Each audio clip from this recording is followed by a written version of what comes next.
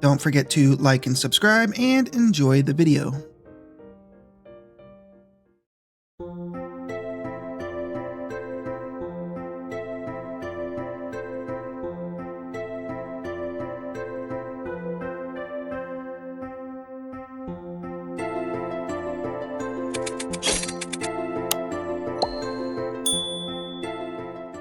When you think of iconic JRPGs, Final Fantasy VIII inevitably comes to mind. It's probably not the first on the list, but you'll get to it eventually if you just keep on scrolling. It was released in 1999. This gem of a game brought bold, for better or worse, innovations to the beloved franchise, sparking equal parts praise and controversy among fans. From its unique gameplay mechanics to its unforgettable music and ambitious storytelling, Final Fantasy VIII deserves its spot in the annals of gaming history. But let's just dive into what makes this game such a memorable experience.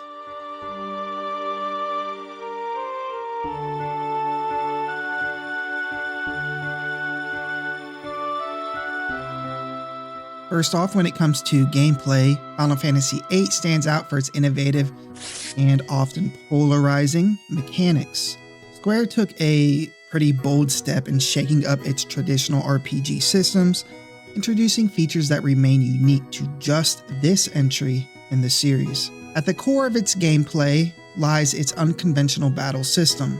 Yes, it's turn-based, but instead of typical leveling up mechanics, players rely on the junction system to enhance character stats. This system involves junctioning magic spells to attributes like strength, HP, or speed, basically attaching spells to stats. The more powerful the magic, the bigger the boost to your stats. However, there is a catch. Using these spells in combat reduces their effectiveness in junctions, creating a unique balancing act between offense and optimization. And let's be real, hoarding. Magic isn't learned or bought, but instead drawn from enemies or specific draw points scattered throughout the world. While this provides flexibility, it can also lead to, I suppose, repetitive grinding for those who want to max out their stats. Repetitive grinding is just a term that weak-willed people use. You have to put in the work if you want to reap the benefits. And then there are the Guardian Forces, or GFs. These are summonable entities that act as both allies in combat and the backbone of the junction system. Equipping GFs allows characters to learn new abilities. This also boosts their stats, and you can execute devastating attacks. The summon animations, while impressive, can be lengthy, but they are undeniably awe-inspiring for their time. But in the end, the longer the summon animation, the cooler it was, and that's just the law of Final Fantasy and JRPGs. Exploration in VIII is a mix of classic JRPG overworld traversal and detailed pre-rendered environments. Players start at Balam Garden. Wait, Ba-Lam Garden? Ba-Lam Garden? They did that on purpose, right? Okay, so Ba-Lam Garden is a military academy. And gradually over time, you gain access to a variety of locations, from bustling cities like Dailing to mysterious ruins and remote islands. The overworld map definitely offers plenty of opportunities to explore, with hidden draw points, secret bosses, poo-poo, anyone? And rare magic to uncover. Later in the game, you gain access to the Ragnarok airship, which makes revisiting earlier locations and finding secrets, well, a hell of a lot easier. The game's design encourages players to roam the map, and it rewards your curiosity with valuable items and story snippets and secret doodahs here and there. The world map is very fleshed out compared to 7's overworld, which obviously that's to be expected, but worth mentioning. Side quests in Final Fantasy VIII range from straightforward tasks to elaborate challenges that require dedication and strategic planning. Notable examples, and a few of my favorites, include the Deep Sea Research Center, which is a hidden facility where players can face the powerful GF Bahamut, and eventually the equally dreaded Mega Weapon. There is Shumi Village, which is just a little small, heartwarming quest line that explores the history of the Shumi people and their connection to Laguna. And there is the Obel Lake Mystery, which is kind of like a cryptic scavenger hunt filled with clues that lead to hidden treasures. These side quests reward players with rare items, GFs, or just insights into the game's lore, making them worthwhile for completionists. The side quests are some of my favorite in the series. And then there are some pretty cool mini games. No discussion of Final Fantasy VIII would even be close to complete without mentioning Triple Triad, the game's addictive card minigame. Players collect cards by defeating enemies, completing quests, or challenging NPCs. The rules change depending on the region, so that does add some complexity and strategy to the matches and always keeps them from being too stale. For many players, Triple Triad is more than just a side activity, it is the game within the game. Personally, I think every Final Fantasy game needs a card game of some sort. It's just too good and too addictive and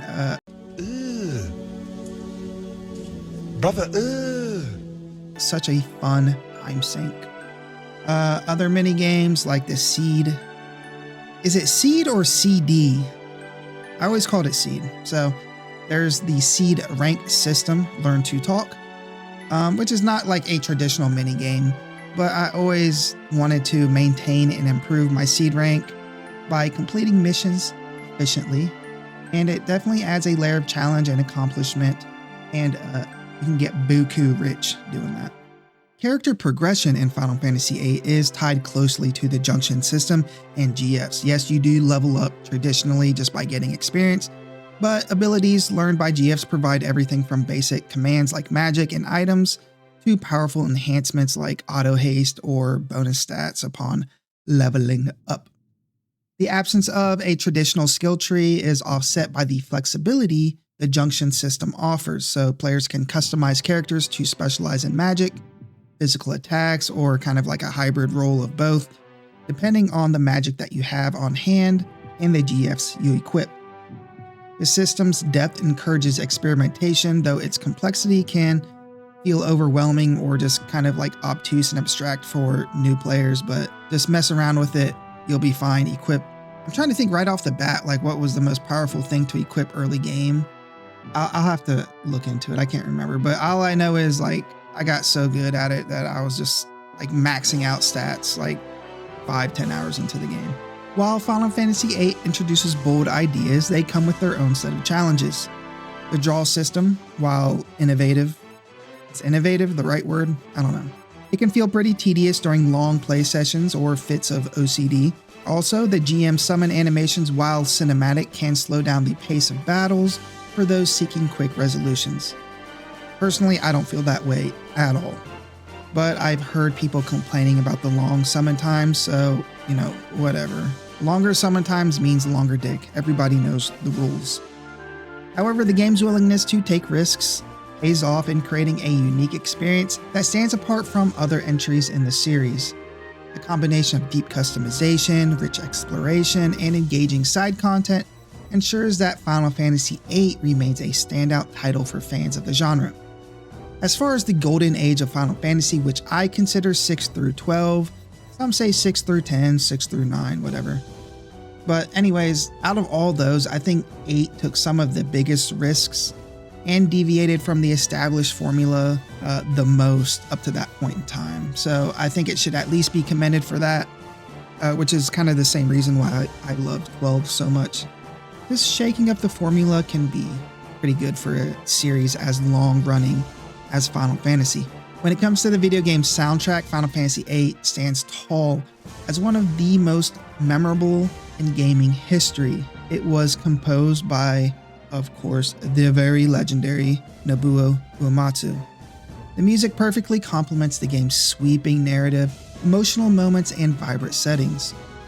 Whether it's an epic battle or a quiet, introspective scene, the soundtrack always complements the scenes and the mood of the characters. Music is something that all Final Fantasy games just kick ass in for sure, and basically most JRPGs, to be fair. I'd actually be pretty hard pressed to find a soundtrack that like completely sucks in the genre, to be honest. But, regardless, 8's is still very good and memorable. So let's take a closer look at what makes the music of Final Fantasy VIII so special. Few gaming soundtracks kick off as powerfully as Final Fantasy VIII does with Liberi Fatale. Yeah.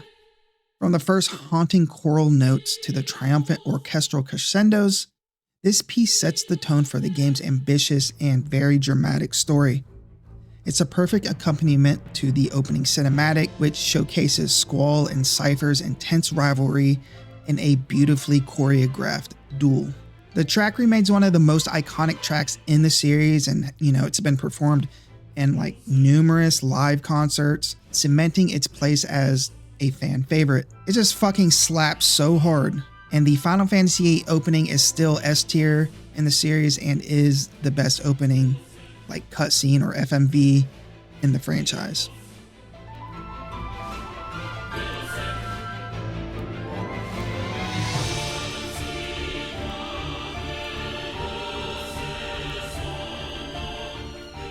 And also, who could forget the signature ballad Eyes on Me, which was sung by Fei Wong. This heartfelt song plays during pivotal moments in the game, especially those involving Squall and Rinoa's blossoming romance. As the first vocal theme in Final Fantasy, it broke new ground and won the hearts of fans worldwide. In fact, it even earned accolades across the gaming world, including winning the Song of the Year award at the 14th annual Japan Gold Disc Awards. Sure, it's a little cheesy, but that's just kind of part of its charm. It's a nostalgic reminder of a time when gaming was beginning to push emotional boundaries, and Eyes on Me helped solidify the medium as a tried and true art form. Whether people want to admit it or not, everybody loves, a little sappy cheesiness, so I love Eyes on Me. One of Uematsu's greatest talents is creating music that feels perfectly suited to every scenario, and Final Fantasy VIII is no exception. From the serene and calming Balamb garden theme to the urgent and intense battle music, each track enhances the atmosphere of the game's locations and events. Tracks like Fisherman's Horizon with its soothing acoustic piece that perfectly captures the peaceful vibe of the small seaside town, to The Man with the Machine Gun, which kind of makes you feel like this.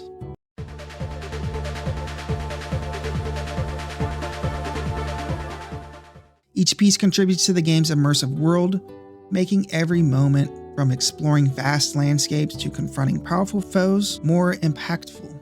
The Final Fantasy VIII soundtrack is more than just background music, it's an integral part of the storytelling. Uematsu's compositions elevate the game's emotional weight, drawing players deeper into its world and characters. Whether you're a seasoned fan or kind of just discovering the game for the first time, the music is sure to leave a lasting impression. Even decades after its release, the soundtrack continues to be celebrated in concerts and remastered collections, reminding us of the magic it brought to the Final Fantasy series. Now let's talk about the graphics, because for me this was such a leap forward from 7 that I think it's definitely just worth a little mention and its own little section. Look, when it was launched in '99, Final Fantasy VIII was just a visual showcase and marvel, which was kind of on par for Squaresoft at the time. The game pushed the boundaries of what the PlayStation could achieve. Squaresoft definitely didn't hold back, delivering a game that set a new standard for RPG graphics. From its stunning character models to its pre-rendered backgrounds, 8 remains a testament to the artistry and, most importantly, ambition and passion of its developers. One of the most notable leaps in Final Fantasy VIII was the upgrade to the character models. Unlike the blocky, kind of cartoonish figures of Final Fantasy VII, the characters in 8 were designed with a more realistic aesthetic. Squall, Rinoa, and the rest of the cast had proportional bodies and very detailed faces that made them feel more lifelike. For many players, this was their first time seeing such realistic human designs in a video game, and it added a layer of immersion to the story. This graphical leap was particularly noticeable during the game's cinematic cutscenes, like watching Squall and Cypher's opening duel, or the iconic ballroom dance scene was breathtaking, with fluid animations and expressive details that still hold up surprisingly well today. I still love watching people's like let's plays of Final Fantasy VIII where they're playing it for the first time or whatever, and seeing their reaction to the opening cinematic and like the dance room, the ballroom scene. It's so fun, and like it's just so priceless to see people experience, what I experienced so long ago. And it's just really cool, seeing people fall in love with Final Fantasy VIII. If there's one thing Final Fantasy VIII is remembered for graphically, it definitely is the cutscenes. These were the crown jewels of the game's graphical achievements, whether it's the thrilling escape from Dole, the intense space rescue sequence, or the haunting lunar cry. Each cutscene felt like a reward for progressing through the story. The game's cinematics weren't just flashy for their own sake, they were seamlessly integrated into the narrative, making them feel impactful and emotionally captivating. They were just good at showing the emotion of the characters, and seeing these moments unfold felt like watching a blockbuster movie, a feeling that was groundbreaking for gamers in the late 90s. Now, whether you're replaying the game for nostalgia or experiencing it for the first time through the remastered version, it's easy to appreciate the effort and creativity that went into Final Fantasy VIII's visuals. The game didn't just push the technical limits of its time, it also captured the imagination of players around the world, leaving a lasting legacy as one of the most visually stunning RPGs of its era. Now, if there's one thing Final Fantasy VIII does exceptionally well, it's weaving a captivating and ambitious storyline. While the game's mechanics and graphics often steal the spotlight, its plot deserves just as much recognition, and I've grown to absolutely love the story, which I didn't appreciate in its entirety when I was a kid. This entry in the series delivers a mix of romance, political intrigue, time-bending twists, and heartfelt character moments that leave a lasting impression. Despite being divisive among fans, the story of Final Fantasy VIII remains a deeply emotional and underrated aspect of the game. At its core, 8 is a story about love. It's not just the romantic connection between Squall and Rinoa that stands out, but also the bonds of friendship, loyalty, and growth shared among the main characters. The game starts with Squall, a famously introverted and stoic seed cadet, embarking on a mission that throws him into the middle of a brewing conflict between nations. What begins as a straightforward mercenary assignment soon spirals into a larger battle against a mysterious sorceress, and ultimately a fight to save the fabric of time itself. Rinoa's role in breaking through Squall's emotional barriers forms the emotional backbone of the story. Their journey from wary allies to star-crossed lovers is tender and relatable, offering a grounded counterbalance to the game's grandiose world-saving stakes. Another point that sets Final Fantasy VIII apart from other games in the series is its dive into time travel mechanics. Maybe not mechanics, but storylines.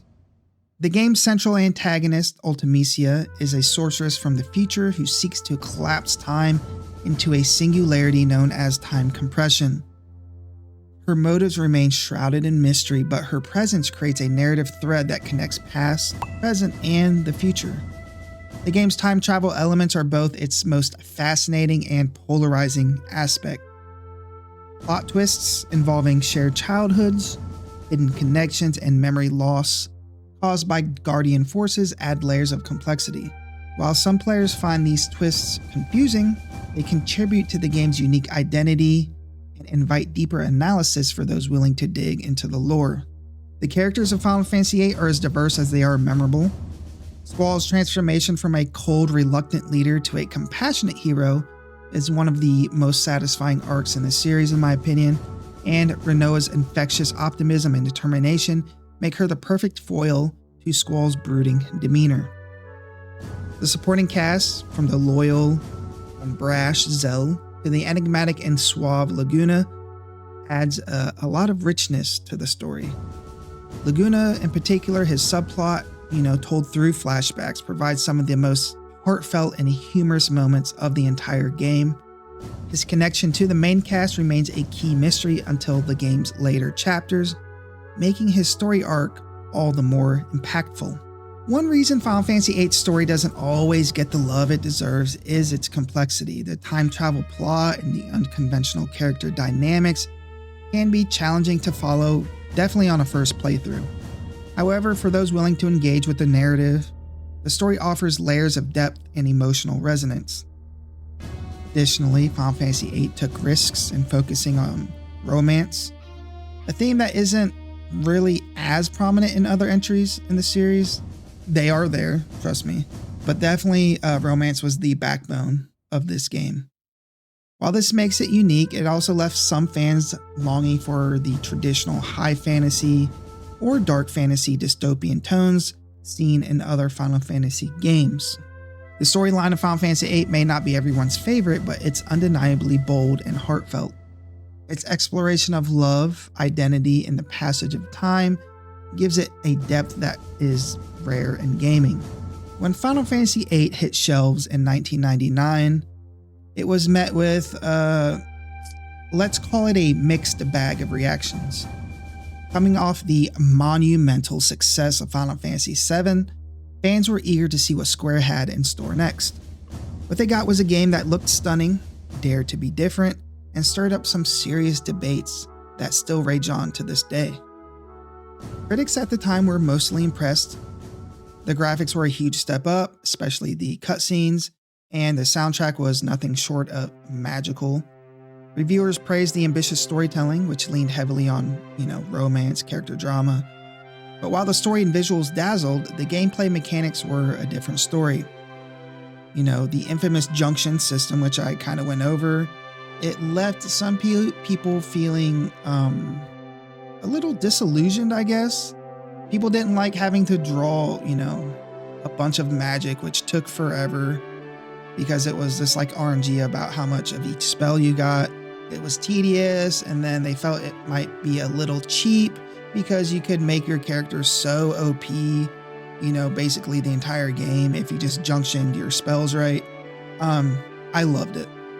I love the junction system, but that's just me. Let me know in the comments what you felt like.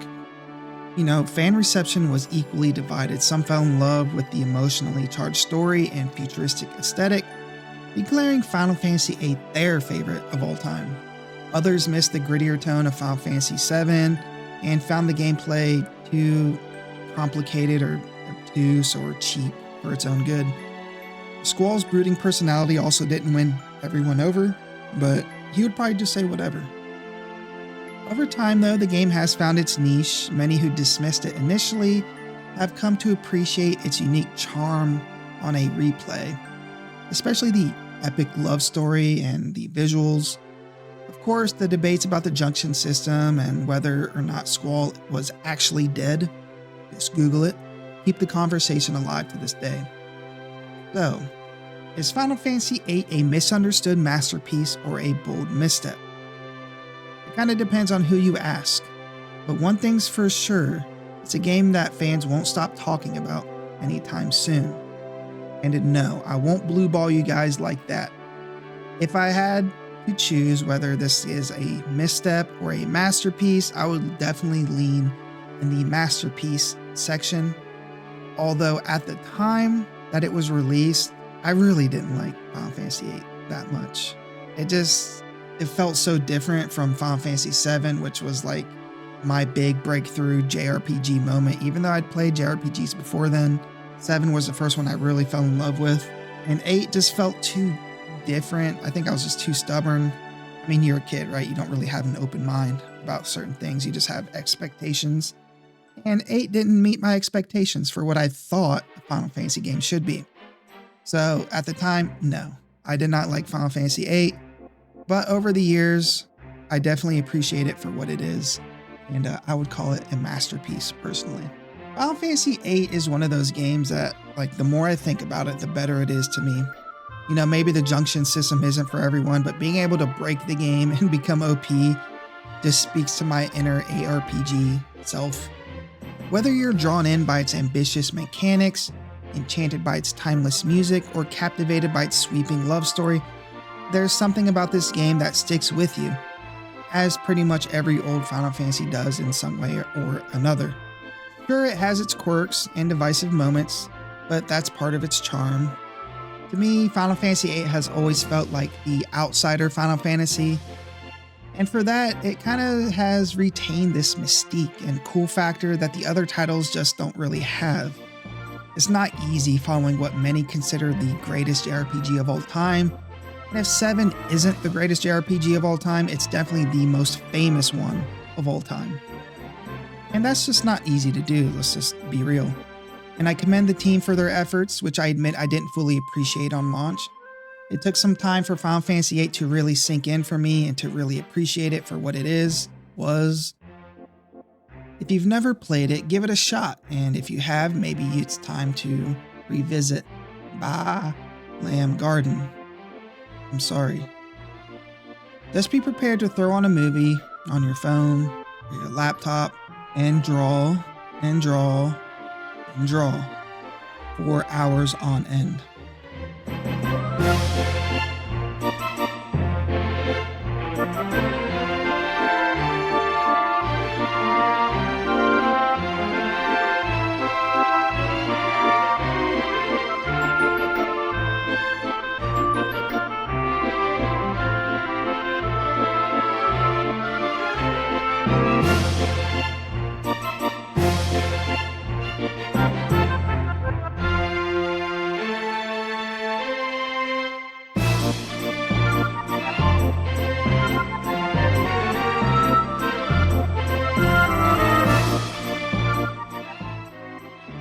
Alright, that's all I got for you guys today. Thank you for watching. Make sure you like and subscribe. It takes just 1 second, maybe even half a second if you're quick enough. You know, it'd really make me happy and appreciative forever and ever and ever. What's some memories of yours with Final Fantasy VIII? Were you also a fan? Were you a drawing fiend? Were you a triple triad grandmaster? Are you a Squall guy or a Laguna guy? Let me know in the comments. Have an amazing day and God bless.